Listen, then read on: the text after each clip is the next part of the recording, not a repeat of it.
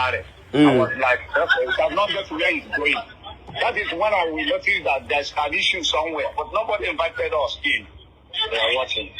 Ebe se na no around m ga-achọ just wepụta tu ohere anya nọrọkwa n'ọdụ gị hụkwa no contract ahụ gị gụọ ya. Family, this life dịkwa deep o.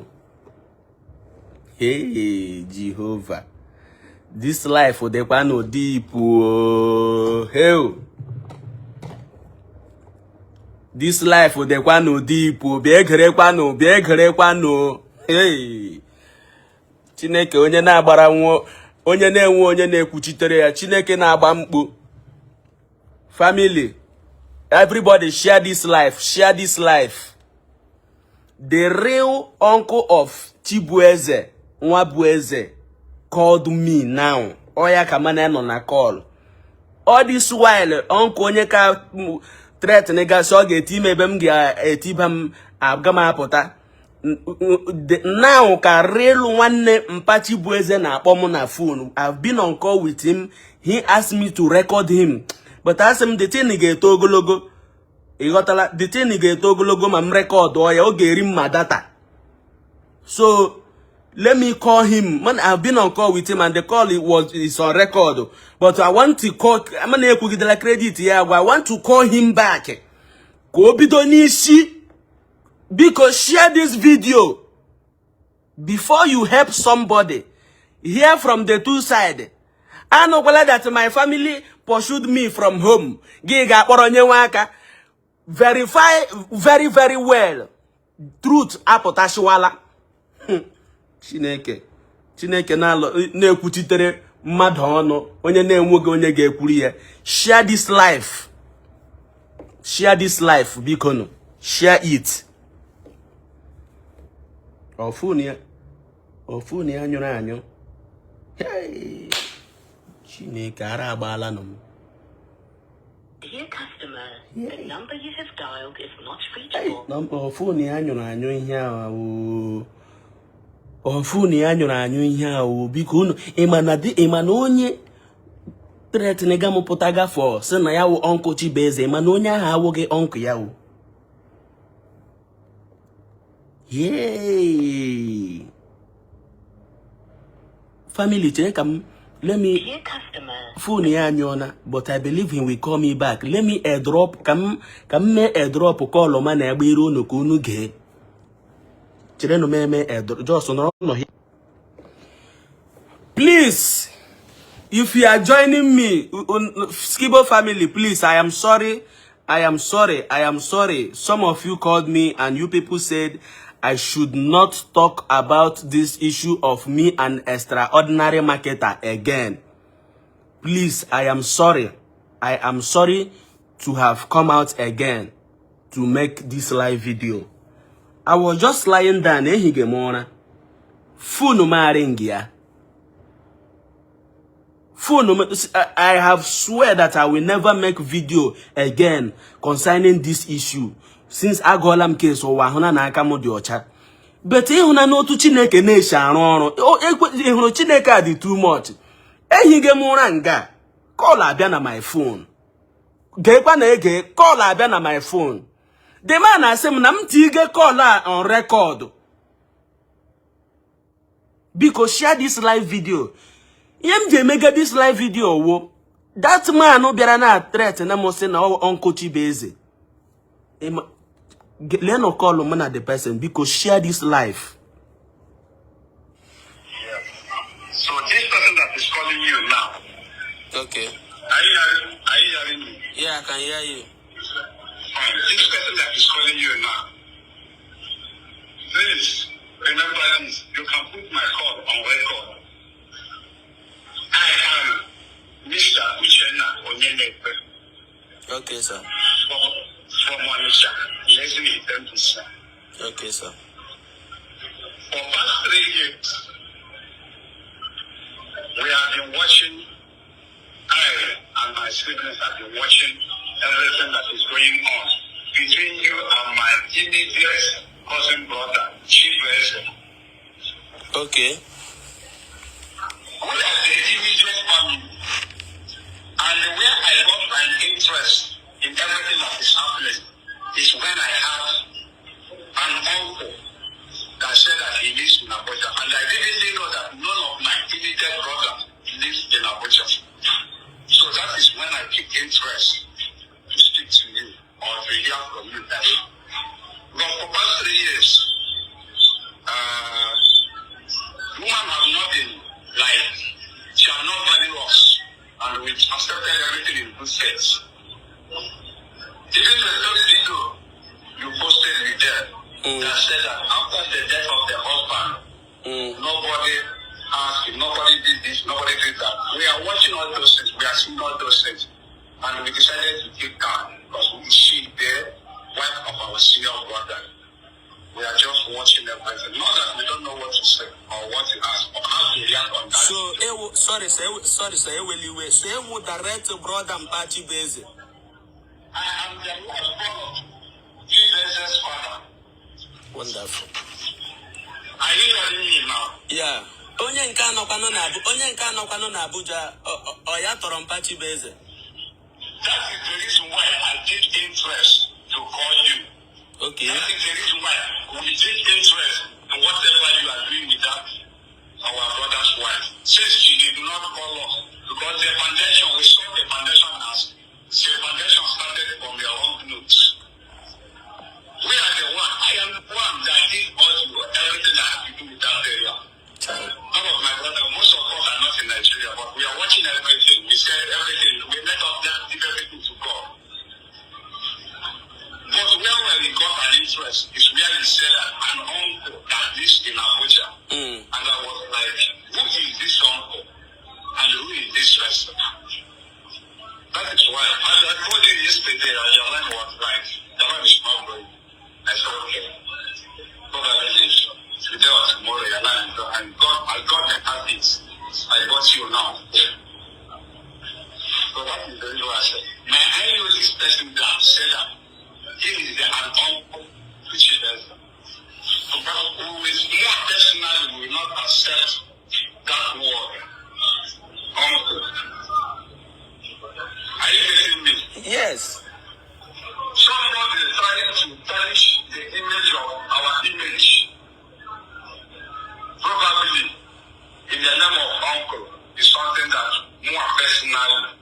I'm not talking about my senior brother. More personal that this in Nigeria might not accept, both in social media or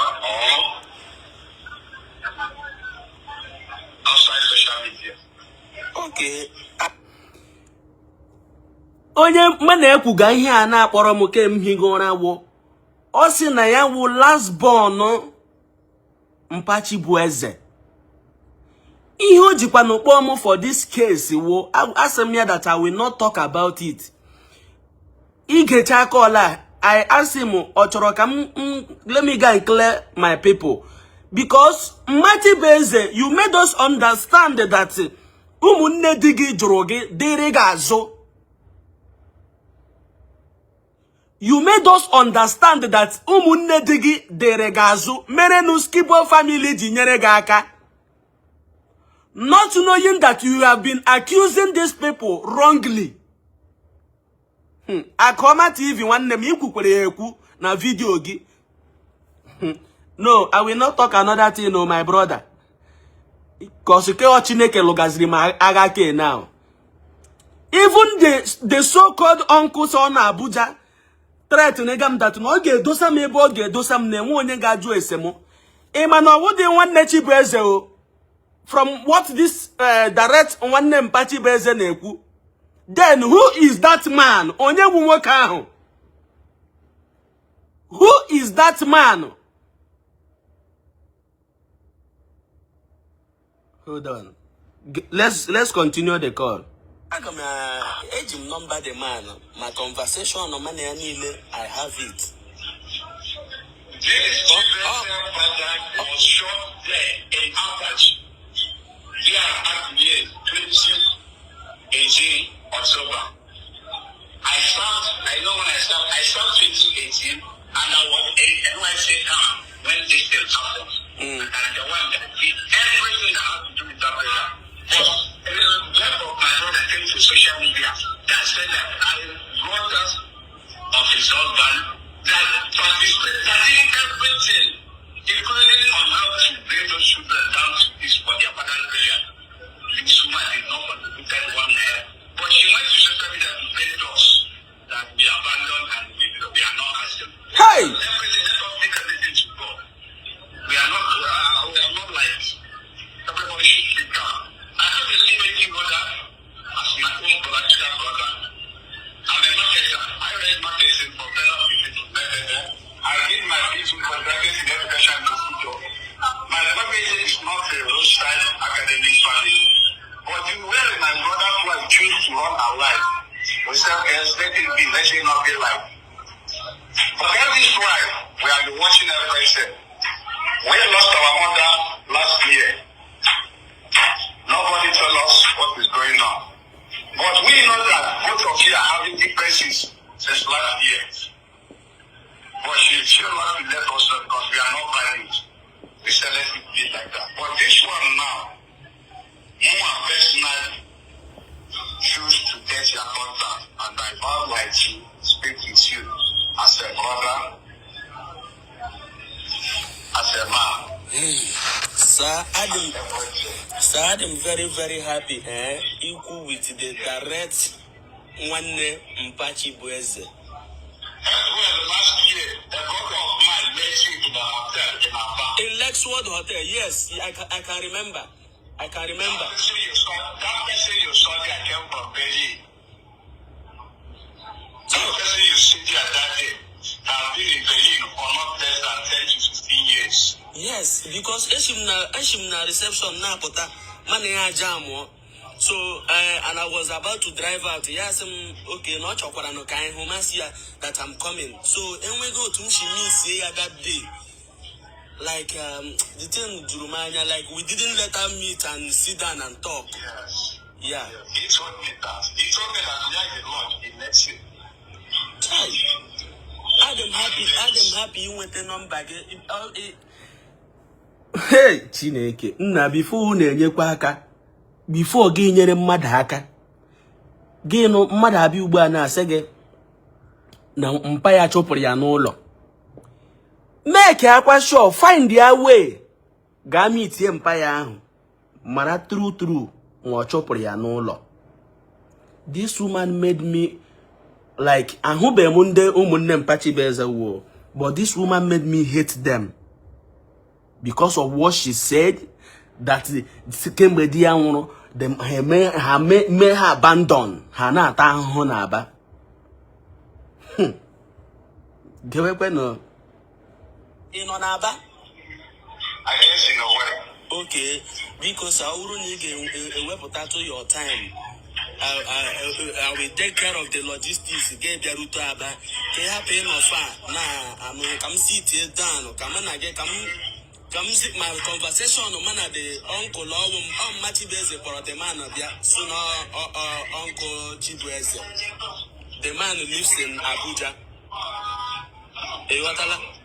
So the thing Jurumanya also know one name Mpachi Bueze. Chibueze, he's referring to Bueze as the cousin. So you need to come. The man who can know when you boy get who can know the person.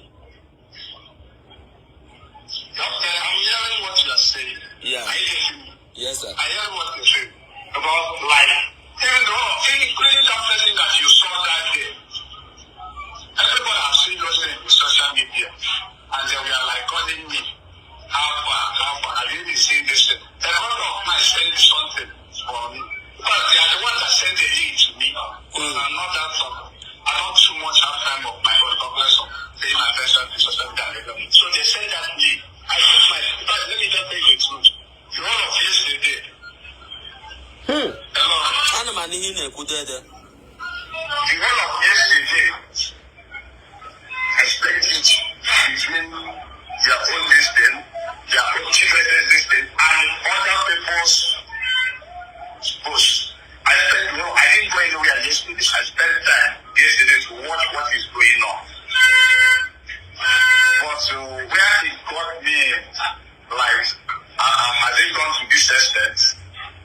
to involving the people that you did not value when you started, trying to tarnish an image of a family of 6 men. Are you getting me? Trying to tarnish an image of a family that has a PhD holder. Somebody that has a accountant in their family. In fact, in my family, we have family also many abandon, did not abandon her. Chibueze, if you can listen to me, Chibueze, this is an advice coming from a big brother. He na akpọ m brother. Brother ka ị na-akpọ m. Chibueze, ị mara ụmụnne mpa gị niile. Ị na-atụpụbere ọnụ for a very long time due to ihe mma kọrọ ga-akọrọ. Ihe mma kọrọ ga-akọrọ. Chibueze, were your phone kpọọ ha one by one. Rịọ ha mgbaghara sị ha biko. Sị ha biko. Uncle, forgive me. Go and make peace with your uncle. Egekwele ihe mma kwuru. Egekwele ihe mma sị ọwụchakwa anọkwala na ọ dị asaa ga-echereche na akpa. Ọ nne mụrụ go asị m gị kpọ ya asị. But e nwere ihe iwu nwoke. You a man. Nne gị akọrọla gị ndị ọ kọrọ gị. Ị hụrụ ka m dị? Isi m na mmadụ dị bad. M ga-aga kọrọ onye ahụ enyi. Jiri aka m chọpụta ozi onye ahụ kwasa m agwa ọjọọ ka m ga-eji mara onye onokwu gatụrụ na onye ahụ onye ọjọọ ọwụ onye ọjọọ. Biko share this life for me. Share this life for me. If you are a Skibo family here, keep sending. Na tap love. Share the life. Yeah, I am now speaking with the direct uncle of Chibueze, the one coming out. Now he will put me here. He will put me this. He will do me that.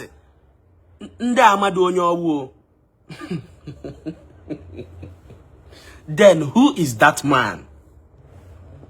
I'm coming. Let's continue listening to what. But for the fact that our brother's wife did not value us, probably we are not the problem. Sorry guys, na network. To us. So we got the strong God. They accepted everything in good faith. And we did our best in very day. We did not have the immediate family of his. They physical. We did everything. Say this is our senior brother. If he has 1 naira, let the 1 naira remain with the wife so that he can take care of the children very well for us. And at the same time, we are like supporting and assisting the way. So since it gets to the point that going to the social media telling the whole world that we are nobody and nobody asking us. We said, okay, I don't want to let it be to God. They came back together last year. We did not ask them anything. Rather, we play our own role. We asked them to come back. We send money to them. Come back. Their grandmother is there. They come to me now. We still have them to tell where we can do. But the fact that, like, an uncle that said that he lives in I'm the only one that lives in this area. So I was like, who is this person that tried to touch our image again? Me, myself, might not take to blame me with that person. I said, no, I'm not nothing to that. I must find a way to get it out. Like, to call you, to let you know that I know this person that Ugbu a asịsị m na mkpọpụtagodo onye ahụ sịga na ọwụ ọnkụ. Ugbu a na family ihe a na-asịsị m na mbiko na mkpọpụtagodo ha nidiri ma nọmba ma foto ha chọgodere ịhụ onye ka apụtaga na-asị that he is Chibueze's uncle. Jehovah enokwa. Let's continue. Because share this life for me. I want to Skibo family. If you are one of us and you love what we do here, please share this live video for me, please. Biko ejim Chineke na arioge. Share this life for me. Ke Chineke logaziri maga ke. Nwanye pụtara sị msi gị post chabedem video. Enwere video ndem chọrọ eto masị no ka m hapụ ịbịa. Kpatụwa family aka masị let me just pause ehiga m ụra call abịa. The man asị m that m record or call a. Machi beze isi that na ụmụnne di gị mere ga abandon. All was lie. Ashiocha. Let's continue the call. Imana hutube mu nda okugo oku ya before, but that woman made me hate nda ahụ due to asem how will one unu like nwunye nwanne unu anwụ unu eme ya abandon hapụ ha na ụmụ without knowing family gewe godenu Ejim photo the man because when this company signed through me to shine premium water.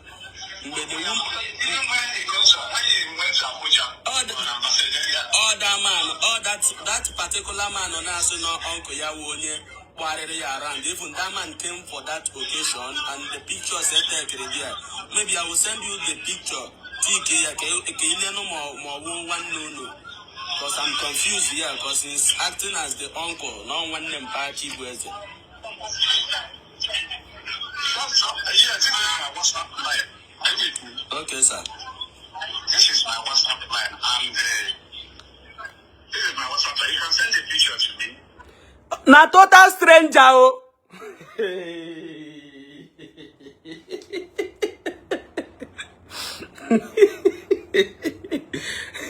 Chineke mi ara agbala m asem ge okwu a lot of people akpola m maka okwu a sim Skibo stop giving that boy attention. Kemgbe okwu were about me new page ọ gara create no amamo 18,000 ka ọ dị ko 16,000 kemgbe ọ gara drag wa m denyere ya advice that lady hụrụ ha na eso ga new manager ya nyere ya advice na uncle ya ha si ha na ọ ga boa m ebubo online kemgbe ọ buga m ebubo eme video about me gele that page she 16,000 ugbo ọ nọ 31,000 followers. Is Skibo not a big name? But na ebi build through that followers there are better ways ngara iji nyere gị aka even page ahụ grow ye gị ka ọgbọ gị. But ebe iji aha m grow your page in a bad way. Bomu me ebubo. Akwa no na social media. I no na social media. Elegem gala that lady. Gala that lady. Elegem just achoro me magodi. After this, what next? Unless ebera gbibere na ala. Sem brother gbahara. Ni mejọrọ m na mgbaghara ọ na mụnwa wu Skibo ga-agbaghara gị. May release my blessing on you because enweghị ihe ma gbasara Facebook. Achọ m ichetawe ahụhụ this boy mana enwetara m people nọ na my DM Skibo help me grow my page, help me grow my page, help me grow my page, help me grow my page. Mzigi my WhatsApp Skibo help me grow my page. Chibeze feeling no na negi wo boy mwere. You people should go and search 2 Global Entertainment. Oh my boy. Go and search his page. Go on Facebook or type 2 Global Entertainment. Oh my boy. And he's doing well. Go and search Wireless Talker. Use your Facebook or you need another phone.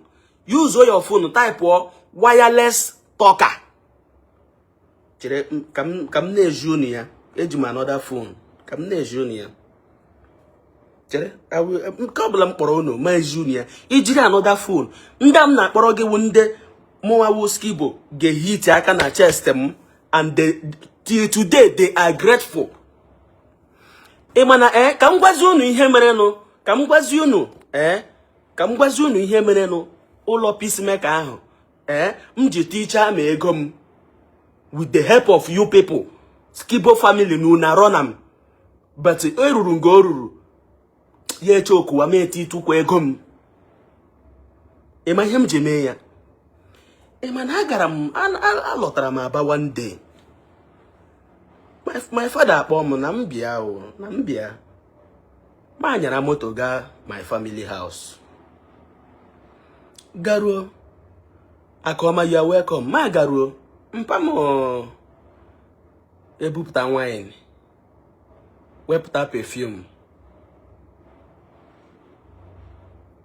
Masia wine na perfume pan. You some na man on your wetre here. Masia no. Na ya the surprise na peacemaker. Akporo nwunye ya.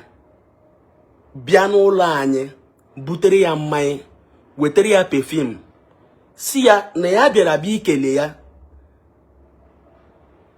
na ihe Chineke ji nwa ya mere ya na ya ji mmanya abịa si ya thank you. Chai, anya mmiri agba m that day. Anya mmiri agba m si peacemaker gara ahịa zụta perfume zụta expensive wine bịa sị gị thank you. My father wo onye social media. My father wo onye social media. My father mgbe ọbụla ịhụrụ ya ọ nọ na Facebook oge wa Biafra. Mgbe ọbụla ịhụrụ mpa m oge wa mgbe redio Biafra maazị ka na-eme mpa m agwụla just ihe ọbụla ị na-abịa ịkọrọ ma ọ wụ ihe Biafra carry am comot.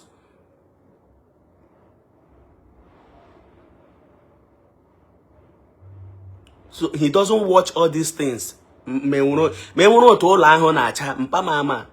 Peacemaker zụrụ wine. Zụrụ perfume kpọrọ nwunye ya. Bịa sị mpa m na ya wụ peacemaker na nke a nwunye ya. Na ihe ha ji were mmanya na perfume abịa biko na ọ nagide. Na enwere ihe Chineke ji nwa ya last born ya cause I am last born. We are 3. Na o were mmanya biko na enwere ihe Chineke ji last born ya na-emeri ya. Pama jụọ m na ele ihe mmegara peacemaker ma sị ya na eji m platform m na-arụ ya ụlọ. My father say yes. See even on ụlọ agwụla o. My father ara agba my father. You say Skibo family run am. My father is wonderful. You say na m hụrụ da man m say na m nwekwa ihe ọma ọzọ m ga-emekwuru the man na m mere ya. Na for him ịjụ ajụjụ sị ka m ga-ekele the family a. Na m nwekwa ihe like na m nwekwa ihe ọma ọzọ m ga-emere ya na m mere ya. Na the man wee ezigbo mmadụ. Mana kemgbe niile m mechara mmachibe eze ihe ahụ, I'm not demanding anything from them. Ile otu m na Chibeze sign a contract after I raised money for them, Chibeze bido school and all that. There biko kpọrọ nwa na ọ chọrọ ka m na ebiri, na ọ chọrọ ka m na ebiri ma sị ya no. Ma ga agụchi isi sị no, mana onye a ga-ebili n'ụlọ. O nwere ike ọ gbasa school, he can be coming. Eze ndị ara na JKT. I know he can be coming, no, he can be coming from home. Imana kemgbe ihe niile a meta, ma Chibeze anọkọtabe one day. Say mo, my parents bi n'Aba, abụ m onye Aba.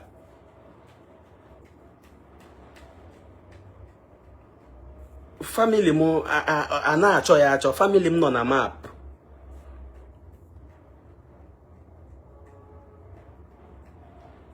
Chibeze anọtụbụ taa sị m nna ka m gakwanụ n'ụlọ unu ka m hụkwanụ your parents ka m hụkwanụ ebe isi pụta. Nwaanyị ahụ emetụbe ya for one day. Nga m nọgwa ya okwu a na ke lawyer si ya madam na ihe m ji sị na ịdị ungrateful na ihe niile a mechara nụ isi dị ka ịbịa mata dị ebe m shi. Isi dị ka ịbịa mata dị ebe m shi but peacemaker zụrụla wine anwụtụ o si chọta ụlọ anyị na biko na ọ nọrọ na ihe family house Skibo na ọ na-achọ mpa ya. Mpam akpọ mpam ya pụta. O bu wine with perfume ọ zụrụ expensive wine. Simpam na ya bịara ikele ya na enwe ihe Chineke ji nwa ya nwoke na-emere ya. Pam ajụwa ya gịnị ka o ji nwa ya na-emere ya. Ọ sị na nwa ya rụgara ya ụlọ. My father etie. Pam etie mkpu. M ji lọta ya akpọ m sị m na enyi m nwoke ma m bịa adịwo na enwere onye bịara ahịa na ma m bịa dị. Ma bịa ya ebupụta wine wefụta perfume. Ma onye wetara ha ma sị no na peacemaker bịara here today butere ya mmanya with perfume. My father is a pastor. Papa pastor. Also after bichara mane ya si ya na ekpere ya ekpechara ya ekpe ya na nwunye si alawa. Uncle Story, I see you one mmadụ. Mpam we pastor, many of you ga-ama mpam. Many of you ga-ama my dad. Many of you will know my dad. My father wokwe a celebrity. Ama mpama ama oteji manakwa mu. Ke hụ na ihe ashina, ihe awo mpam akpọla m sit m down sị m na ya na-ahụ onwe ya that na m butere obi ya. Mpam Chineke mie my father when we were growing mde obere mpam na my mother na-eti ya mpam na ahụ because why no o nwere obi ọma too much. I swear to God. My mother mechara gụọ mpam aha mgbe anyị dị obere ihe ọ na-akpọ mechara gụọ ya aha sị gawa ọ ga-ekwe ekwe. Gawa ọ ga-ekwe ekwe means ga-agwa ya ọ ga-ekwe. My father is a pastor, but with time, the way the MTN is like data in this country, they quite too much. Pamu onye ono na-ege na radio BCA ka ha na-ekwe mmepe akwụkwọ nsọ emepe ya ahụ ya. Pam. Oh my dad. Most of you na-ege radio mpụ unu gere radio mgbe ahụ. Ihe m na-agwa unu mpam wo a legendary. Jụọ mpụ unu nugolu m jụtọ unu mpụ unu na-ege radio mgbe ahụ. Jụọ ya ma ọ na-ege ndị mepe akwụkwọ nsọ na radio emepe ya ahụ ya. Mpam ka na-eji Igbo agụ Bible na radio. Oh my father. Boniface Uke Egbu.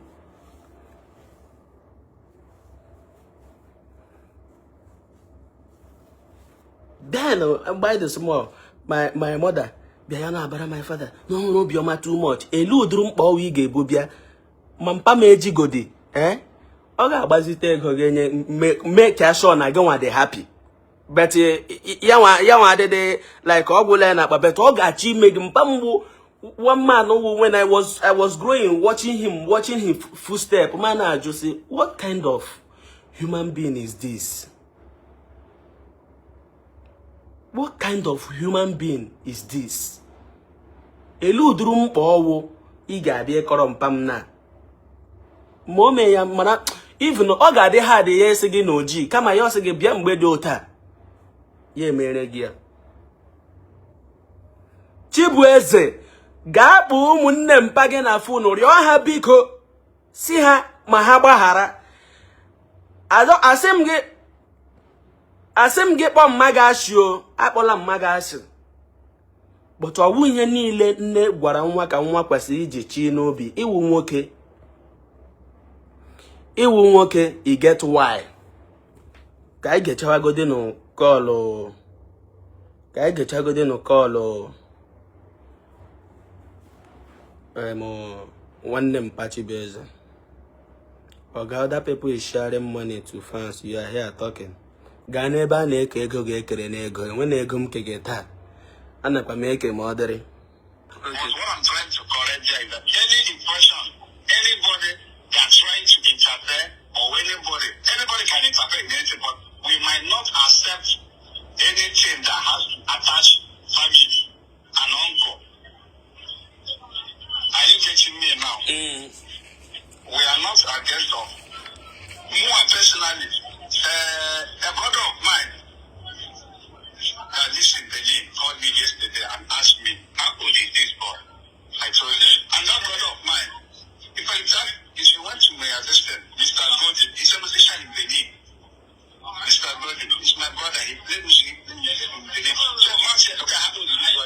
told me both of them that this boy is too young to like to do this type of thing. I told them that both of them, this is the foundation that was started on the wrong note.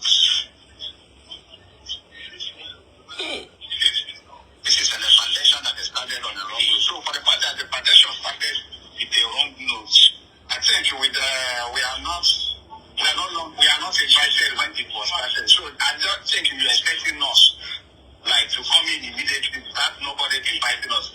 So at this point, I think I have something, and I will not accept anybody. You can attach as a lawyer, you can attach as a mentor, you can attach as a role model, you can attach as anything that you want to attach. But the word family or uncle, we might not accept it. So bad this, because make your time, but that make it to time. The only thing that time we need and I carry mostly weekend.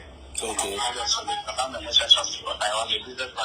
I'm a church of meditation. So that's the one I carry weekend. That's why I'm going to buy that yesterday. I spent my time to watch everything. So that's why I had a lot of time yesterday. So that is the thing.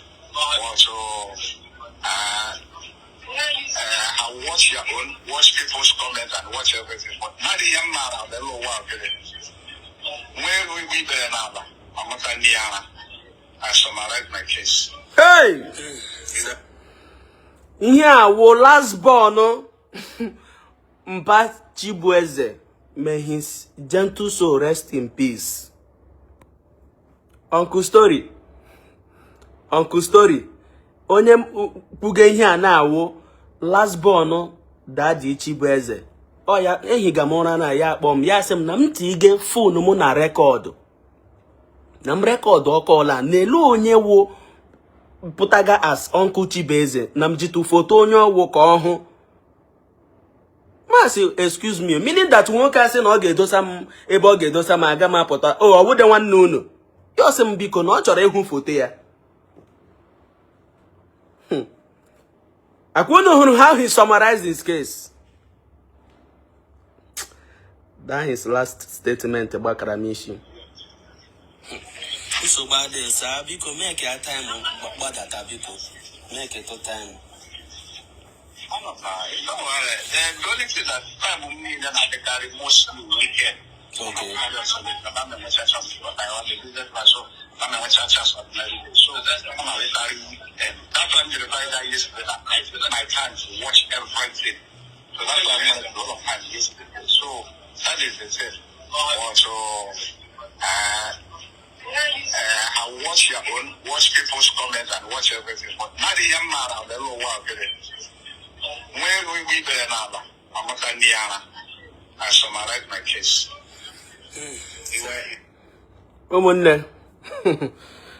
Umunne, Yagazi, I will stop here. They call along. And when I hand the war up at our here, I will not say a dime again. The man will come, the dog abia, Agama by live video ta unele man. God bless you.